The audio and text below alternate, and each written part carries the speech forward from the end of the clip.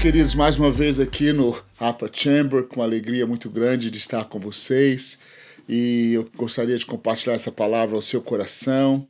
E se você tiver tempo, pega uma caneta e anota. Eu creio que vai abençoar a sua vida. Eu quero falar um pouco sobre o livro de Judas. E esse é um livro, eu diria assim, que este livro, para mim, é um dos livros mais fascinantes das Escrituras. E antes mesmo da gente conversar, eu queria que você desse aí um like, indica essa mensagem para alguém. Eu creio que vai abençoar a sua vida, que vai abençoar as pessoas que vão estar assistindo. Se você está assistindo pelo YouTube ou por outro meio de streaming, que Deus abençoe a sua vida, derrame graça sobre você. E como eu falei, eu quero falar sobre o livro de Judas, né? Interessante. Esse livro é um livro que tem um capítulo só, e o mais interessante desse livro é que ele é fenomenal, é fascinante, né? Eu fico pensando sobre Judas. Judas era irmão de Jesus, né? E historicamente a maioria dos historiadores, dos estudiosos, creem que esse livro foi realmente escrito por Judas, irmão de Jesus, apesar de que o nome Judas é um nome muito comum na época.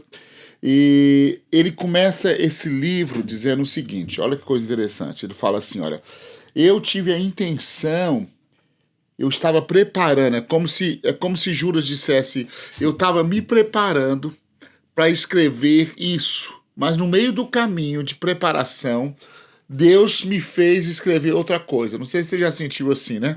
Judas está no meio do caminho, preparando. Ele falou, eu queria escrever sobre a nossa salvação comum. Ou em outras traduções, né? Comum, a palavra salvação é soteria, né? No grego. A nossa salvação comum. E ele fala, e no meio do caminho eu senti necessidade. É como se ele falasse, espera aí, eu quero falar sobre isso, mas tem algo tão urgente a ser conversado, tem algo tão urgente a ser falado que eu preciso falar com vocês. E quando eu estava orando sobre o que compartilhar esses dias, eu tenho tantas coisas no meu coração que eu gostaria de compartilhar, mas a sensação que eu tive é que nós precisamos conversar sobre algumas coisas, sobre alguns assuntos importantes, do que diz respeito à vida da igreja, do que diz respeito ao tempo em que nós vivemos. E eu queria que você ficasse comigo e me acompanhasse por alguns minutos. Nós vamos tentar ser bem rápidos nessa mensagem. Vamos lá. Versículo 3, olha, como eu falei, Judas tem um capítulo só, então só tem versículos, não tem capítulos, né? Capítulo 1 e versículos. O versículo 3 diz assim, olha, amados, enquanto me preparava para com grande expectativa vos escrever sobre a salvação que em nós, a salvação que compartilhamos, senti que era necessário, antes de tudo, encorajar-vos a batalhar, olha que coisa linda, a batalhar dedicadamente pela fé confiada aos santos de uma vez por todas. Ele fala, sabe de uma coisa? Eu senti necessidade de que nós precisávamos nos posicionar, de que nós precisávamos batalhar pela fé, batalhar por aquilo que nós cremos, batalhar por aquilo que o Senhor tem nos dado, batalhar por aquilo que o Senhor tem colocado. E no versículo 4, ele começa dizendo assim, ele começa a confrontar um problema que a igreja estava vivendo com a doutrina gnóstica. Nós não vamos aprofundar nisso, mas era filosofia que dizia que o conhecimento é tudo, e o gnosticismo começou no século II e se aprimorou mais tarde, né? Como se diz assim, se fortaleceu mais tarde, e é uma doutrina que tem afrontado a igreja por muitos anos e sido nociva à fé da igreja. E aqui ele começa a falar, sabe de uma coisa? Eu encontrei indivíduos que faziam duas coisas. No versículo 4 ele cita isso. A primeira coisa, eles adulteram a graça. E a segunda coisa, eles negam Jesus Cristo, nosso único e soberano Senhor. Ele está escrevendo, ele fala, vou escrever sobre salvação, sobre a nossa salvação comum. No meio do caminho ele começa a pensar, espera aí, opa, tem algo mais urgente aqui, tem uma afronta, existe, posso ficar empolgado, não, vamos lá. Existe uma adulteração à graça.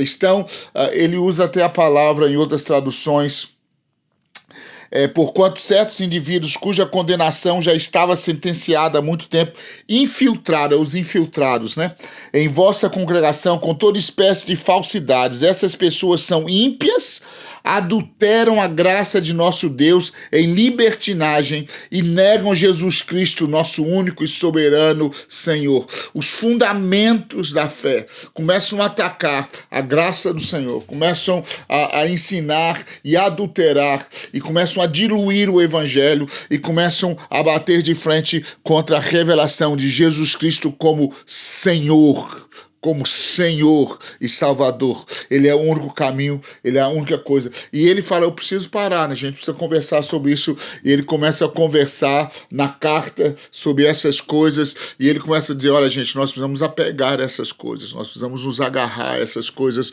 Eu creio piamente que você que está nos assistindo, eu quero te dizer uma coisa, nós vivemos em um momento onde mais do que nunca, como igreja do Senhor, nós precisamos de uma sã doutrina. Nós precisamos de um ensino equilibrado. Nós precisamos de um ensino baseado na palavra do Senhor, não baseado em ideias.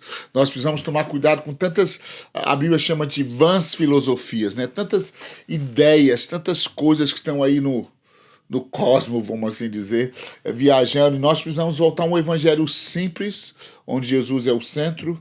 Nós precisamos entender que a graça do Senhor não é permissividade, que a graça do Senhor não é cartão verde para você fazer o que quiser, mas pelo contrário, a graça do Senhor, ela nos envolve, ela nos capacita e ela nos prepara para aquilo que nós temos que ser, para aquilo que o Senhor nos criou antes da fundação do mundo. A graça, eu começo a falar sobre a graça, eu fico tão empolgado, porque a graça do Senhor, ela é um presente dos céus para nos ajudar a viver a vida que nós precisamos viver, para te ajudar a viver a vida que você... A graça do Senhor. Nós somos justificados não pelas nossas obras, não pela nossa jeito bonito de pregar, mas nós somos justificados pela fé em Jesus Cristo, pela graça do Senhor, um favor que nós não merecemos, e nós não precisamos tomar cuidado nesses dias que, infelizmente, existe uma afronta à graça e uma afronta ao senhorio de Cristo. E Judas, naquela época, falou, espera aí, nós temos que tratar sobre isso. E ele continua falando, vamos correr aqui por causa do nosso tempo, vamos bora. E ele continua falando, e aí ele vira no versículo 11, vamos lá rapidinho, o versículo 11. Olha o que ele diz aqui no versículo 11. Ele diz, ai deles, ele está falando desses que adulteram a graça, desses que tentam diluir o evangelho de que Jesus Cristo é o Filho de Deus e é o Senhor. Jesus Cristo é o Filho de Deus e Ele é o Senhor. Queridos, não existe salvação fora de Jesus. Eu vou dizer isso mais uma vez. Não existe salvação fora de Jesus. Eu vou dizer mais uma vez. Não existe salvação fora de Jesus e a obra da cruz. Não existe salvação sem Jesus. Jesus é o Cristo, Ele é o Filho do Deus vivo, Ele é Senhor absoluto. Aleluia, aleluia, aleluia, aleluia, aleluia, aleluia, aleluia. Meu coração queima com essas coisas, meu coração queima com essas verdades, aleluia. E ele começa a falar, olha, isso tem se levantado contra a igreja do Senhor. E aí no versículo 11 ele fala, sabe uma coisa? Ai deles, porque esses que começaram essas coisas, eles trilharam pelo caminho de Caim, ávidos pelo lucro, se jogaram no erro de Balaão e foram tragados pela morte na rebelião de Coré. Ele está falando desse pessoal aí, lá, os gnósticos na época que estavam afrontando e se levantando contra essas coisas. E aqui ele fala sobre, vamos dizer, 3 características desses homens que estavam debaixo desse juízo e que, infelizmente, nós podemos ver isso nos nossos dias. Olha que interessante, ele fala, eles escolheram o caminho de Caim, o erro de Balaão. Interessante, quando eu estava estudando, eu achei interessante que ele não falou o caminho de Caim e o caminho de Balaão, mas ele falou, Walter, ele falou o caminho de Caim e o erro de Balaão. São 2 coisas diferentes. O caminho é a jornada de Balaão, a jornada de Caim. A jornada de Caim é inveja, ódio e homicídio. Esse é o caminho que Caim escolheu. Caim escolheu o caminho da inveja, do ódio e do homicídio. Esse caminho é o caminho que leva a juízo, é o caminho que destrói, é o caminho de destruição. Eles escolheram o caminho da inveja, e muitas vezes é por causa de inveja que muitos têm pregado, têm desviado daquilo que precisa pegar. Ódio no coração, tem desviado da verdade. E vai caminhando nessa direção até que a coisa seja completamente irreversível. E aí ele fala, a segunda coisa é o erro de Balaão. Interessante, o erro do Balaão na palavra original é um engano, deceit, ou como fala... dissimulação, né? Um engano de Balaão. E eu vou dizer bem sincero para vocês, existe um engano que muitos de nós podemos cair por causa do que Balaão foi atraído, que era a cobiça e a imoralidade. São essas duas coisas que são extremamente sérias que nós precisamos tomar cuidado.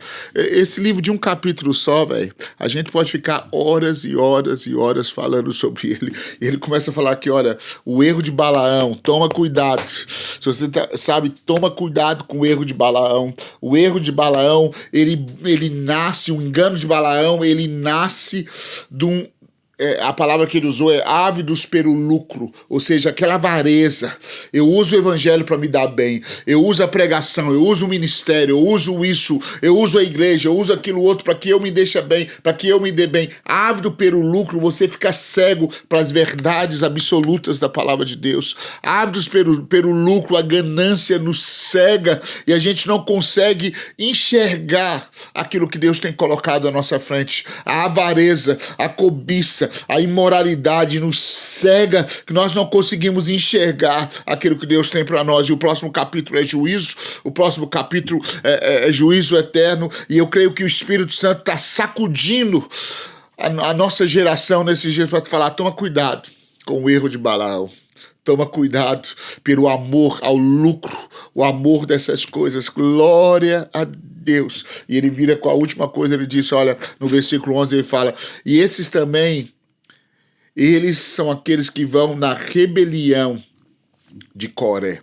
A palavra rebelião no grego, no original é antilogia, que quer dizer disputa, contradizer, negar, confrontar. São aquelas pessoas que sempre estão batendo de frente, que não conseguem... Eu li no comentário da Bíblia que eu estava lendo, ele usou uma palavra muito interessante. Insubordinação é a revolta contra a ordem estabelecida por Deus. Olha que coisa violenta. Insubordinação é revolta contra a ordem estabelecida por Deus. O que Coré fez foi se levantar contra aquilo que Deus estabeleceu. Se levantar contra a ordem daquilo que Deus deu. E isso... Meu pai, a consequência disso, a terra abriu e encolheu Coré, vocês sabem disso, e Judas começa a falar sobre isso aqui, ele fala, queridos, esses homens, ai deles por quanto eles estão trilhando o caminho de Caim, eles estão estão vivendo o erro de Balaão, estão sendo enganados e podem ser tragados pela morte na rebelião de Coré. Deus nos livre disso. Deus nos livre disso. Eu creio que o Espírito Santo, parece loucura o que eu estou falando, mas eu creio que o Espírito Santo vai soprar uma onda de temor no meio da igreja nesses próximos anos. Eu creio que o Senhor está levantando homens e mulheres que vão retornar a um evangelho bem prático, a um evangelho bem simples, a um evangelho verdadeiro das Escrituras. Eu creio que nós queremos falar sobre muitas coisas, mas a gente precisa vir para cá. Olha, toma cuidado com o caminho de Caim. Toma cuidado com a inveja. Eu podia ficar uma hora falando sobre inveja, né? Toma cuidado com essas obras da carne. Toma cuidado com o erro de Balaão. Quando você vê que a sua carne está fazendo algo por causa do lucro, por causa da vantagem que você pode... Leva a sua carne para a cruz. Seja verdadeiro com você mesmo. Toma cuidado Toma cuidado, toma cuidado. Aleluia. Toma cuidado quando você se levanta com tudo que é estabelecido. Fala, não, eu sou contra isso, eu sou contra aquilo, eu quero controlar. Nós nos levantamos contra aquela ordem que Deus colocou, queridos. Aquilo que o Senhor tem feito. Vamos nos submeter à vontade de Deus. Glória ao Senhor, glória ao Senhor.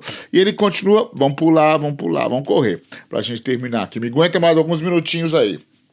Versículo 16, ele continua falando dessas pessoas, e ele fala, eles agem como pastores, mas não são, eles pastoreiam a si mesmo. E no versículo 16 ele diz uma coisa interessante, ele diz, tais pessoas vivem murmurando e se queixando, dominados por seus próprios desejos impuros. Sua boca proclama arrogância e usam de adulação. Ai, isso aqui é violento, velho. Isso aqui é violento. Esse tipo, ele está falando, esses tais pessoas, eles vivem murmurando de tudo, reclamam de tudo, nada tá bom, não tem igreja boa para eles, não tem pastor bom para eles, não tem evangelho não tem pregação que é boa o suficiente para eles, eles reclamam de tudo, murmuram de tudo, reclamam de todos, não existe absolutamente, e além disso eles usam de uma outra estratégia, adulação, para conquistar seus objetivos. Uma coisa louca, verso. Esse verso ele me assusta. Infelizmente, queridos, nós encontramos essa realidade constantemente em nossos dias. Mestres ou dito profetas que só sabem criticar. Se levanta para criticar todo mundo, fala mal de todo mundo, critica, e é doloroso isso, né? E a nossa cultura, nós temos isso impregnado em nós, né? É bom falar mal dos outros, é bom reclamar dos outros, e uma coisa que eu descobri, quando você aponta o erro dos outros, o seu fica mais difícil das pessoas notarem, né? Isso é doloroso, Jesus, é doloroso. E outra coisa que é dolorosa, bajulação, adulação. Meu pai, isso aqui a gente precisa falar um estudo só sobre isso. E deixa eu falar para você uma frase que eu escrevi hoje quando eu estava pensando sobre esse texto. Olha que coisa interessante. Nestes últimos anos, eu tenho me preocupado muito com a onda de bajulação ou adulação disfarçada de honra, mas na verdade é um desejo de controlar, comprar e fazer calar a voz profética. Isso parece doloroso, mas você vai perceber nas escrituras, em muitos lugares na história, a bajulação é para controlar você. A adulação muitas vezes vem para controlar, vem para calar, para que você não fale a verdade, para que você não confronte, para que você não viva a verdade. E eu quero dizer uma coisa, nós precisamos de homens que falam a verdade com amor, com lágrimas nos olhos. Né? Com lágrimas nos olhos. Nós precisamos de profetas que falem com lágrimas nos olhos, mas que falem a verdade. Nós não precisamos de um púlpito cheio de bajulação. Nós não precisamos de uma igreja cheia de adulação, mas nós precisamos de uma igreja que fale com amor, mas com verdade, com graça, com lágrimas nos olhos. Oh, não irmãos que simplesmente joguem pedra uns nos outros, mas que sejam cheios de amor, mas o amor que nos leve a pregar a verdade. Que não venha conseguir algo atrás de adulação, ou apenas para manipular a pessoa. É interessante que a adulação ela caminha junto com a manipulação, ela quer prender, ela quer manipular.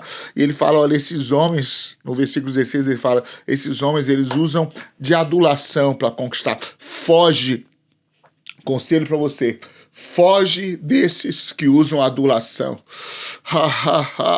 Que dizer dos gibeonitas com Josué? Né? Vieram disfarçados, falando como vocês são bonitinhos, como que é isso. Quando Josué percebeu, já tinha feito aliança, e aquele peso de aliança permaneceu por tanto tempo. Então, fuja de ambientes de adulação, procure ambientes que exista verdade com graça. Procure ambientes que tenham verdade com graça. Aproxime de pessoas que falam a verdade para você, brother. É bom ficar perto de gente que só fala como você é bonitinho, mas sabe uma coisa? Você precisa de pessoas que perguntem. Eu estava com um amigo meu um dia desse e ele fez algumas perguntas. Eu falei, que bom. É bom ter pessoas que façam perguntas difíceis. Nós precisamos de pessoas que nos amem o suficiente para nos falar a verdade com amor. Aleluia. Esse livro de Judas é fenomenal. Vou parar por aqui, mas vamos lá. Vou só concluir um pouco aqui. Ele termina dizendo, amados, enquanto me preparava, ele diz no versículo 16, né? Versículo 24, vamos pular lá para o versículo 24, ele diz, aquele que é poderoso para vos impedir de cair, e ele termina o livro, antes dizendo, fala assim, ó, vamos permanecer em oração, vamos permanecer na nossa santíssima fé, vamos permanecer orando no Espírito, vamos estar prontos. Ele está preocupado com uma igreja saudável, ele está preocupado com uma igreja sadia, ele está preocupado com uma igreja amadurecida, e ele diz no versículo 20, vós, porém, amados, edificai-vos na santíssima fé que tendes, orando no Espírito, conservai-vos no amor de Deus, aguardando confiantemente a misericórdia de nosso Senhor Jesus Cristo para a vida eterna. E o versículo 24, eu amo esse finalzinho da carta dele, ele diz, aquele que é poderoso para vos impedir de cair e para vos apresentar sem mácula e com grande júbilo perante a sua glória. Aquele que é poderoso para vos impedir de cair. É ele. Se você não prestou atenção em nada do que eu falei, eu queria que você guardasse isso. Aquele que é poderoso para vos impedir de cair e para vos apresentar sem mácula é Jesus, é o Espírito Santo, é o Senhor, com grande júbilo perante a sua glória, ao único Deus, ao único Deus, nosso Salvador, sejam glória, majestade, poder e autoridade por intermédio de Jesus Cristo, nosso Senhor, antes de todos os tempos, agora e para todos sempre. Amém e amém. Ao único Deus, Salvador, Jesus, ele é o único Deus Salvador. Agarra essas verdades. Se eu pudesse berrar o mais alto que eu puder, para que você se agarre a esta palavra. Não existe outro Deus Salvador. Ele é poderoso para nos impedir de cair. Ele é poderoso para nos apresentar sem mácula. Doce Espírito Santo. Aleluia, aleluia. Por intermédio de Jesus, nosso Senhor, antes de todas as eras, agora e para todos sempre. Amém. Aleluia. Glória a Deus. Nós vamos marcar mais outro tempo para continuar falando sobre essas coisas, mas é hora da gente agarrar isso. Toma cuidado com o caminho de Caim, toma cuidado com o erro de Balaão, toma cuidado com a rebeldia de Coré, toma cuidado com esses enganos que estão por aí. Agarra isso aqui, come isso aqui, come a palavra de Deus, engole a palavra de Deus, agarre-se nos fundamentos das Escrituras. Deus, em nome de Jesus, eu quero abençoar cada irmão que está nos assistindo agora.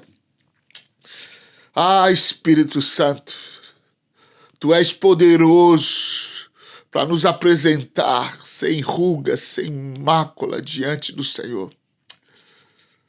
Nós não temos outro caminho a não ser o Senhor.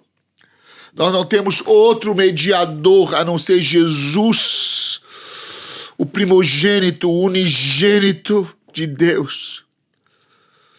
Nós damos glória e honra a Ti, Cordeiro de Deus, e pedimos que o Teu Espírito Santo venha agora, a cada pessoa que está nos assistindo, que está angustiado, que está sem esperança, que está caído, que está prostrado, que o Teu Espírito Santo visita ele agora. Eu libero unção, libero graça, libero revelação, libero, Senhor, em nome de Jesus, que a Tua presença inunde, meu Deus, toda enfermidade, tudo aquilo que tem oprimido, Pai, corações, que nós possamos entender que é Jesus, aquele que pode fazer, aquele que pode realizar infinitamente mais do que pedimos ou pensamos. Deus, em nome de Jesus, aleluia, aleluia. Deus abençoe a sua vida. Nós amamos você. Aleluia. Seja cheio do amor de Deus, da esperança e da graça do Senhor. Da graça do Senhor. Em nome de Jesus. Um beijo.